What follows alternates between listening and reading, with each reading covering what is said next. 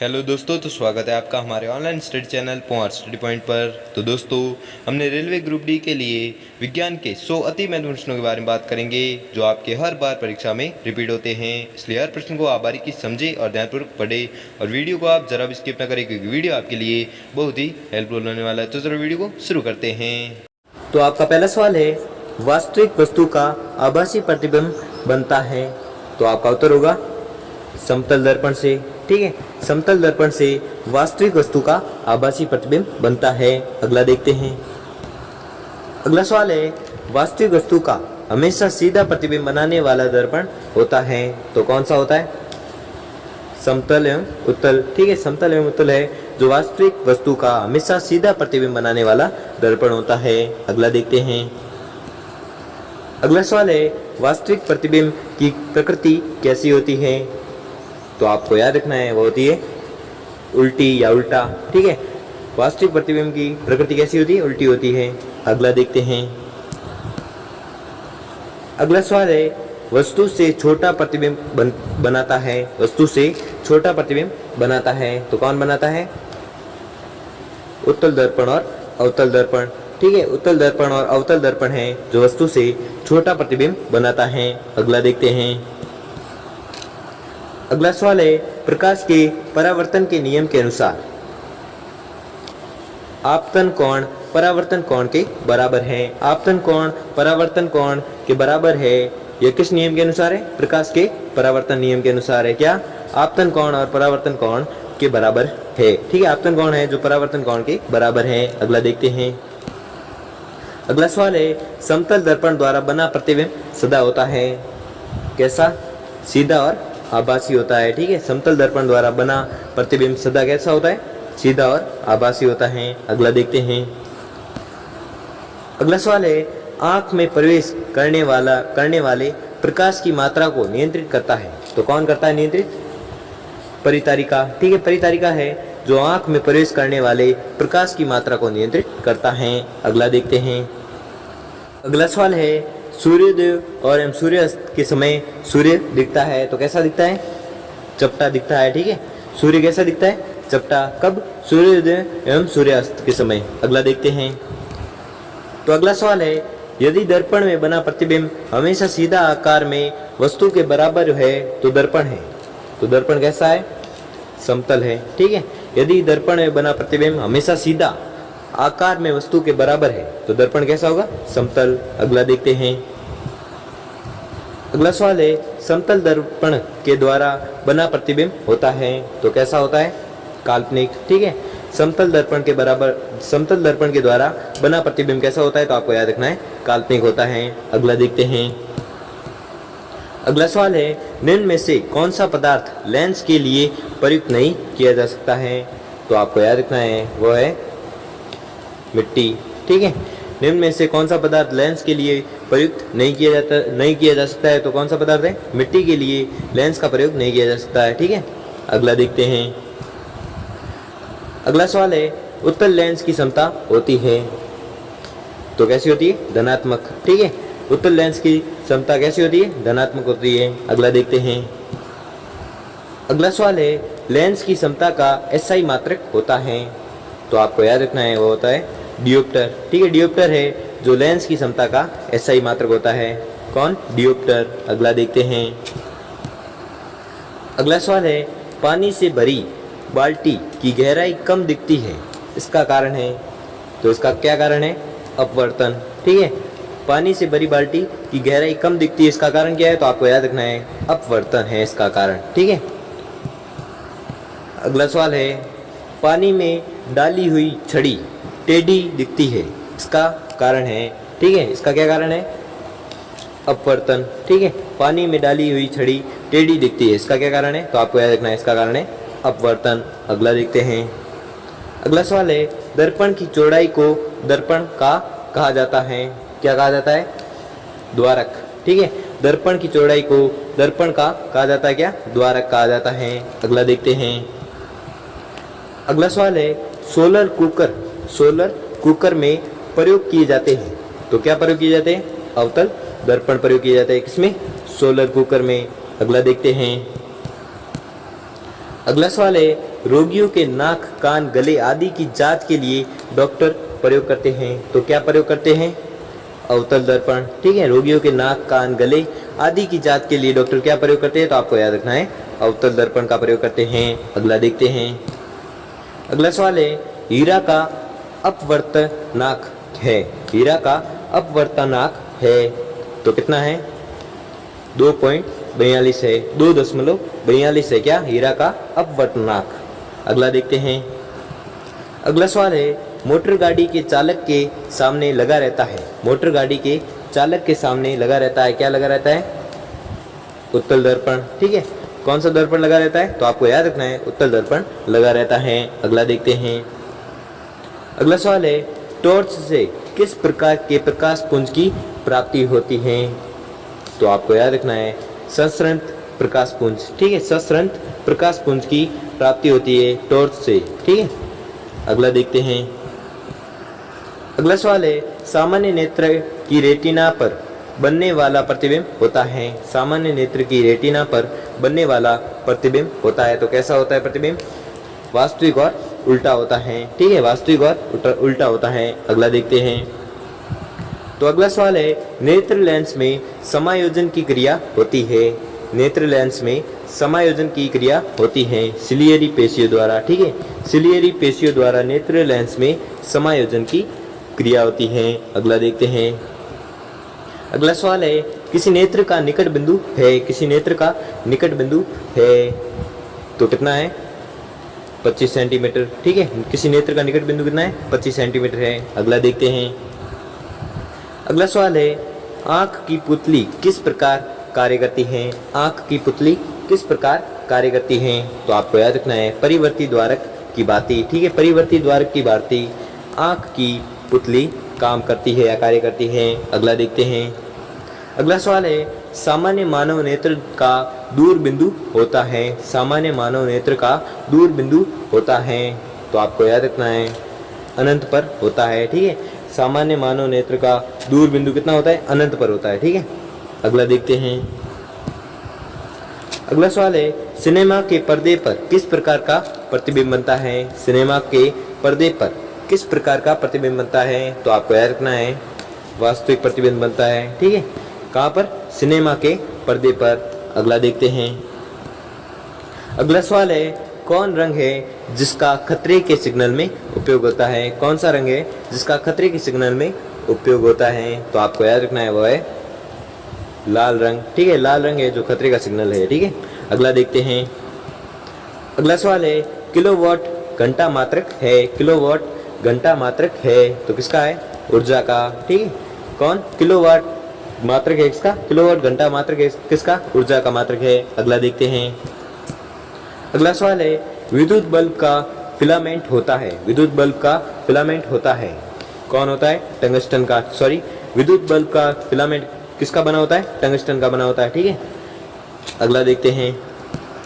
तो आपका अगला सवाल है, प्रतिरोधकता का मात्रक है तो क्या है? ओम माइनस मीटर, ओम माइनस मीटर है जो प्रतिरोधकता का मात्रक है। अगला देखते हैं। अगला सवाल है, विद्युत धारा उत्पन्न करने की युक्ति को क्या कहते हैं? तो आपको याद रखना है जनित्र। ठीक है, जनित्र कहते हैं किसे? विद्युत धारा उत्पन्न करने की युक्ति को। अगला देखते हैं। अगला सवाल है, निकट दृष्टि दोष वाला व्यक्ति के चश्मे में लगा होता है तो कौन सा लेंस लगा होता है? अवतल लेंस लगा होता है। ठीक है, निकट दृष्टि दोष वाला व्यक्ति के चश्मे में लगा होता है कौन सा लेंस? अवतल लेंस। अगला देखते हैं। अगला सवाल है, दीर्घ दृष्टि दोष वाला व्यक्ति के चश्मे में लगा होता है कौन सा लेंस? तो आपको याद रखना है उत्तल लेंस। ठीक है, कौन सा लेंस लगा होता है? उत्तल लेंस। अगला देखते हैं। अगला सवाल है, तेज प्रकाश में पुतली का आकार कैसे हो जाता है? तो आपको याद रखना है छोटा हो जाता है। ठीक है, तेज प्रकाश में पुतली का आकार कैसा हो जाता है? तो छोटा हो जाता है। अगला देखते हैं। अगला सवाल है, तेज प्रकाश में पुतली का आकार कैसे हो जाता है? ये डबल हो गया। ठीक है, तो भी कुछ नहीं है। तेज प्रकाश में पुतली का आकार कैसा हो जाता है? तो आपको याद रखना है कौन सा होता है? अभी मैंने बताया था छोटा हो जाता है। ठीक है, 2 बार आ गया। ठीक है, अगला देखते हैं। तो अगला सवाल है, दूर दृष्टि दोष वाली आंखें साफ साफ देख सकती है तो क्या देख सकती है? दूर की वस्तुओं को। ठीक है, दूरदृष्टि दोष वाली आंखें साफ साफ देख सकती है क्या, दूर की वस्तुओं को। अगला देखते हैं। अगला सवाल है, मानव नेत्र में जो बिंदु प्रकाश के लिए बिल्कुल सुगराई नहीं रहता है उसे क्या कहते हैं? तो आपको याद रखना है, उसे कहते हैं अंध बिंदु। ठीक है, अंध बिंदु किसे कहते हैं? तो आपको याद रखना है, मानव नेत्र में जो बिंदु प्रकाश के लिए बिल्कुल सुगराई नहीं रहता है उसे क्या कहते हैं? अंध बिंदु कहते हैं। अगला देखते हैं। अगला सवाल है, मानव नेत्र में होता है तो कौन सा लेंस होता है? उत्तल लेंस होता है। ठीक है, मानव नेत्र में क्या होता है? उत्तल लेंस। अगला देखते हैं। अगला सवाल है, उदय और अस्त होते समय सूर्य दिखाई देता है तो कैसा दिखाई देता है? लाल। ठीक है, उदय एवं अस्त होते समय सूर्य कैसा दिखाई देता है? तो आपको याद रखना है, लाल दिखाई देता है। अगला देखते हैं। अगला सवाल है, वास्तविक सूर्यास्त और आभासी सूर्यास्त के बीच लगभग कितने समय का अंतर होता है? तो आपको याद रखना है, 2 मिनट का अंतर होता है। ठीक है, किसमें? वास्तविक सूर्यास्त और आभासी सूर्यास्त के बीच लगभग कितने समय का अंतर होता है? तो आपको याद रखना है कितने समय का? 2 मिनट का अंतर होता है। अगला देखते हैं। अगला सवाल है, इंद्रधनुष किस प्रकार का स्पेक्ट्रम है?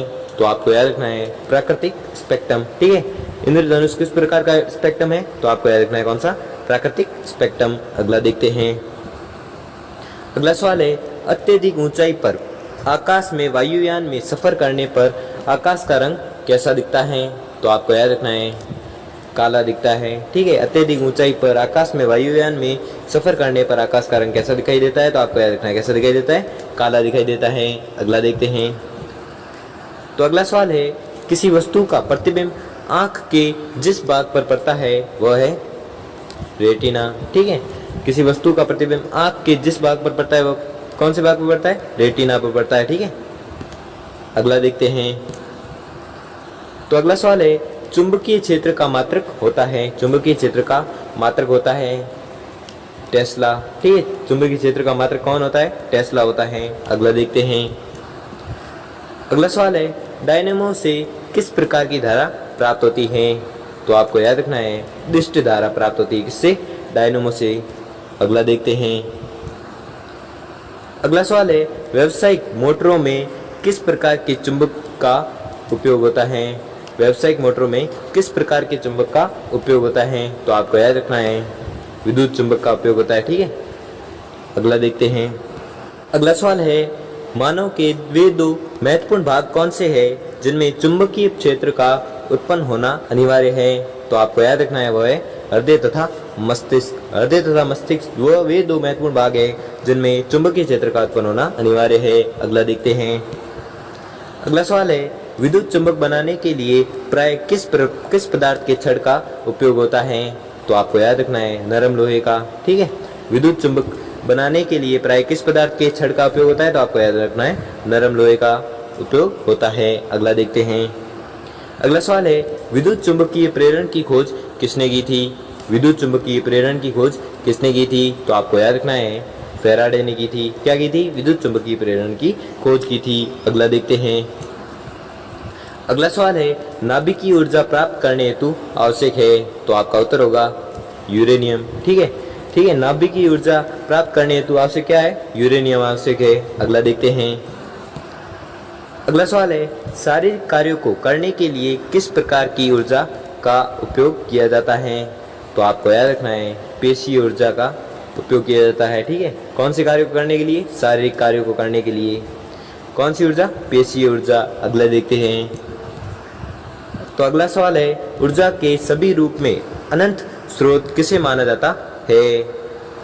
तो सूर्य को माना जाता है। क्या माना जाता है? ऊर्जा के सभी रूप में अनंत स्रोत माना जाता है। किसे? सूर्य को। अगला देखते हैं। तो अगला सवाल है, इनमें से कौन नवीनीकरण ऊर्जा है? इनमें से कौन नवीनीकरण ऊर्जा है? तो आपको याद रखना है, वो है सौर ऊर्जा। ठीक है, सौर ऊर्जा है जो इनमें से नवीनीकरण ऊर्जा है। कौन? सौर ऊर्जा। अगला देखते हैं। अगला सवाल है, पृथ्वी पर ऊर्जा का सबसे विशाल स्रोत है? पृथ्वी पर ऊर्जा का सबसे विशाल स्रोत है तो क्या है? सूर्य। ठीक है, सूर्य है जो पृथ्वी पर ऊर्जा का सबसे विशाल स्रोत है। अगला देखते हैं। अगला सवाल है, डेनमार्क को कहा जाता है, डेनमार्क को क्या कहा जाता है? तो आपको याद रखना है, पवनों का देश। पवनों का देश किसे कहते हैं? तो आपको याद रखना है डेनमार्क को। अगला देखते हैं। अगला सवाल है, सौर सेल बनाने के लिए किस धातु का उपयोग किया जाता है? सौर सेल बनाने के लिए किस धातु का उपयोग किया जाता है? तो आपको याद रखना है सिलिकॉन। ठीक है, सिलिकॉन का प्रयोग क्यों किया जाता है? तो आपको याद रखना है सौर सेल बनाने के लिए किसका प्रयोग किया जाता है या उपयोग किया जाता है? सिलिकॉन का। अगला देखते हैं। अगला सवाल है, सौर सेल सौर ऊर्जा को किस ऊर्जा में रूपांतरित करते हैं? सौर सेल सौर ऊर्जा को किस ऊर्जा में रूपांतरित करते हैं? तो आपको याद रखना है विद्युत ऊर्जा में। ठीक है, किस ऊर्जा में? तो विद्युत ऊर्जा में रूपांतरित करते हैं। अगला देखते हैं। तो अगला सवाल है, निम्न में से किसका उपयोग खाना बनाने वाले ईंधन के रूप में किया जाता है? निम्न में से किसका उपयोग खाना बनाने वाले ईंधन के रूप में किया जाता है? तो आपको याद रखना है CNG। ठीक है, किसका उपयोग खाना बनाने वाले ईंधन के रूप में किया जाता है? तो आपको याद रखना है CNG, संपीड़ित प्राकृतिक गैस का प्रयोग किया जाता है। अगला देखते हैं। अगला सवाल है, प्रकाश संश्लेषी अंगक इनमें से कौन है? तो आपको याद रखना है हरित लवक। ठीक है, हरित लवक है जो प्रकाश संश्लेषी अंगक है। अगला देखते हैं। अगला सवाल है, कार्य का मात्रक है। तो कार्य का मात्रक कौन है? जूल। ठीक है, जूल है जो कार्य का मात्रक है। अगला देखते हैं। अगला सवाल है, प्रकाश वर्ष इकाई है। प्रकाश वर्ष इकाई है तो आपको याद रखना है दूरी की। ठीक है, दूरी की प्रकाश वर्ष इकाई है। अगला देखते हैं। अगला सवाल है, पार्शिक इकाई है। पार्शिक इकाई है किसकी? दूरी की। ठीक है, पार्शिक इकाई किसकी है? दूरी की है। अगला देखते हैं। अगला सवाल है, निम्नलिखित में समय का मात्रक नहीं है। तो आपको याद रखना है प्रकाश वर्ष। ठीक है, प्रकाश वर्ष है जो समय का मात्रक नहीं है। अगला देखते हैं। अगला सवाल है, दाब का मात्रक है। तो दाब का मात्रक कौन है? पास्कल। ठीक है, पास्कल है जो दाब का मात्रक है। अगला देखते हैं। अगला सवाल है, ज्योति तीव्रता का मात्रक है। ज्योति तीव्रता का मात्रक है तो कौन है? कैंडेला। ठीक है, कैंडेला है जो ज्योति तीव्रता का मात्रक है। अगला देखते हैं। अगला सवाल है, मात्रकों की अंतर्राष्ट्रीय पत्ती कब लागू की गई? मात्रकों की अंतर्राष्ट्रीय पत्ती कब लागू की गई? तो आपको याद रखना है 1971 को। ठीक है, 1971 को मात्रकों की अंतर्राष्ट्रीय पत्ती लागू की गई। अगला देखते हैं। अगला सवाल है, खाद्य ऊर्जा को हम किस इकाई में माप सकते हैं? तो आपको याद रखना है कैलोरी में। ठीक है, खाद्य ऊर्जा को हम किस इकाई में माप सकते हैं? तो आपको याद रखना है कैलोरी में माप सकते हैं। अगला देखते हैं। अगला सवाल है, विद्युत मात्रा की इकाई क्या है? विद्युत मात्रा की इकाई क्या है? तो आपको याद रखना है एम्पियर। ठीक है, एम्पियर है जो विद्युत मात्रा की इकाई है। अगला देखते हैं। अगला सवाल है, एसआई पद्धति में लेंस की शक्ति की इकाई क्या है? एसआई पद्धति में लेंस की शक्ति की इकाई क्या है? तो आपको याद रखना है डायोप्टर। ठीक है, डायोप्टर है जो एसआई पद्धति में लेंस की शक्ति की इकाई है। अगला देखते हैं। अगला सवाल है, एम्पियर क्या नापने की इकाई है? एम्पियर क्या नापने की इकाई है? तो आपको याद रखना है करंट। ठीक है, करंट एम्पियर नापने की इकाई है। अगला देखते हैं। अगला सवाल है, निम्नलिखित में से कौन वेक्टर मात्रा है? निम्नलिखित में से कौन वेक्टर मात्रा है? तो आपको याद रखना है बल। ठीक है, निम्नलिखित में से बल है जो वेक्टर मात्रा है। अगला देखते हैं। अगला सवाल है, निम्नलिखित में से कौन एक सदिश राशि नहीं है? निम्नलिखित में से कौन एक सदिश राशि नहीं है? तो आपको याद रखना है द्रव्यमान। द्रव्यमान है जो सदिश राशि नहीं है। अगला देखते हैं। अगला सवाल है, अदिश राशि है तो अदिश राशि कौन सी है? तो आपको याद रखना है ऊर्जा। ऊर्जा है जो अदिश राशि है। अगला देखते हैं। अगला सवाल है, निम्नलिखित में से कौन सी एक सदिश राशि है? तो आपको याद रखना है कौन सी है? संवेग। संवेग है जो सदिश राशि है। अगला देखते हैं। अगला सवाल है, पदार्थ के संवेग और वेग के अनुपात से कौन सी भौतिक राशि की प्राप्ति होती है? तो आपको याद रखना है द्रव्यमान। ठीक है, पदार्थ के संवेग और वेग के अनुपात से कौन सी भौतिक राशि की प्राप्ति होती है? तो आपको याद रखना है द्रव्यमान भौतिक राशि की प्राप्ति होती है। अगला देखते हैं।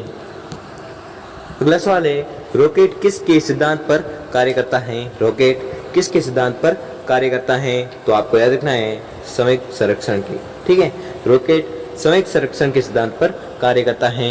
अगला सवाल देखते हैं। तो अगला सवाल है, गुरुत्वाकर्षण के सार्वभौमिक नियम का प्रतिपादन किसने किया? तो आपको याद रखना है न्यूटन ने। ठीक है, न्यूटन ने गुरुत्वाकर्षण के सार्वभौमिक नियम का प्रतिपादन किया था। किसने? न्यूटन ने। अगला देखते हैं। अगला सवाल है, पास्कल इकाई है, पास्कल इकाई है दाब की। ठीक है, दाब की कौन सी इकाई है? पास्कल। अगला देखते हैं। अगला सवाल है, क्यूसेक से क्या मापा जाता है? क्यूसेक से क्या मापा जाता है? तो आपको याद रखना है जल की बहाव। ठीक है, जल की बहाव है जो मापी जाती है किससे? क्यूसेक से। अगला देखते हैं। अगला सवाल है, निम्नलिखित में से कौन सबसे अधिक प्रत्यास्थ है? निम्नलिखित में से कौन सबसे अधिक प्रत्यास्थ है? तो आपको याद रखना है स्टील है। ठीक है, स्टील है जो सबसे अधिक प्रत्यास्थ है। अगला देखते हैं। तो अगला सवाल है, वह कौन सा बल है जिसके कारण पिंड धरती के केंद्र की ओर खींचा चला जाता है? वह कौन सा बल है जिसके कारण पिंड धरती के केंद्र की ओर खींचा चला जाता है? तो आपको याद रखना है वह कौन सा बल है? गुरुत्वाकर्षण बल है। अगला देखते हैं। अगला सवाल है, पृथ्वी के गुरुत्वाकर्षण का कितना भाग चंद्रमा के गुरुत्वाकर्षण के सबसे नजदीक है? तो आपको याद रखना है 1/6। ठीक है, 1/6 है जो पृथ्वी के गुरुत्वाकर्षण का 1/6 भाग चंद्रमा के गुरुत्वाकर्षण के सबसे नजदीक है। अगला देखते हैं। अगला सवाल है, आर्किमिडीज का नियम निम्नलिखित में से किससे संबंधित है? आर्किमिडीज का नियम निम्नलिखित में से किससे संबंधित है? तो आपको याद रखना है प्लवन का नियम से। ठीक है, प्लवन के नियम से संबंधित है किसका नियम? आर्किमिडीज का नियम। अगला देखते हैं।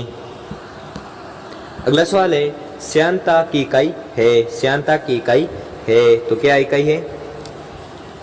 पॉइज। ठीक है, पॉइज है जो श्यानता की इकाई है। अगला देखते हैं।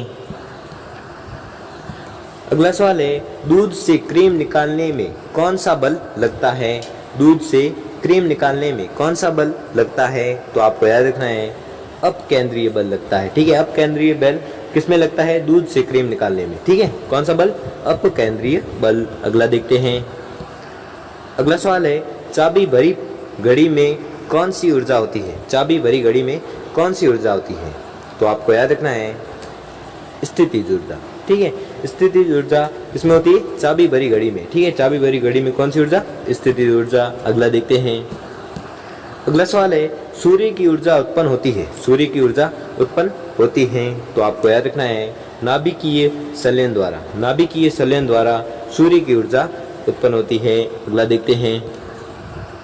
अगला सवाल है, वायुमंडल में बादलों के तैरने का कारण है? वायुमंडल में बादलों के तैरने का कारण है तो आपको याद रखना है घनत्व। ठीक है, घनत्व के कारण वायुमंडल में बादल तैरते हैं। अगला देखते हैं। अगला सवाल है, वस्तु की मात्रा बदलने पर क्या अपरिवर्तन रहेगा? वस्तु की मात्रा बदलने पर क्या अपरिवर्तन रहेगा? तो आपको याद रखना है घनत्व। ठीक है, क्या अपरिवर्तन रहेगा? घनत्व का अपरिवर्तन रहेगा। अगला देखते हैं। अगला सवाल है, जल में तैरना न्यूटन की गति के किस नियम के कारण संभव है? जल में तैरना न्यूटन की गति के किस नियम के कारण है? तो आपको याद रखना है तृतीय नियम के कारण है। ठीक है, तृतीय नियम के कारण जल में तैरना। ठीक है, जल में तैरना है किस नियम के कारण? तृतीय नियम के कारण। अगला देखते हैं। अगला सवाल है, निम्नलिखित में से कौन सी राशि सदिश नहीं है? तो आपको याद रखना है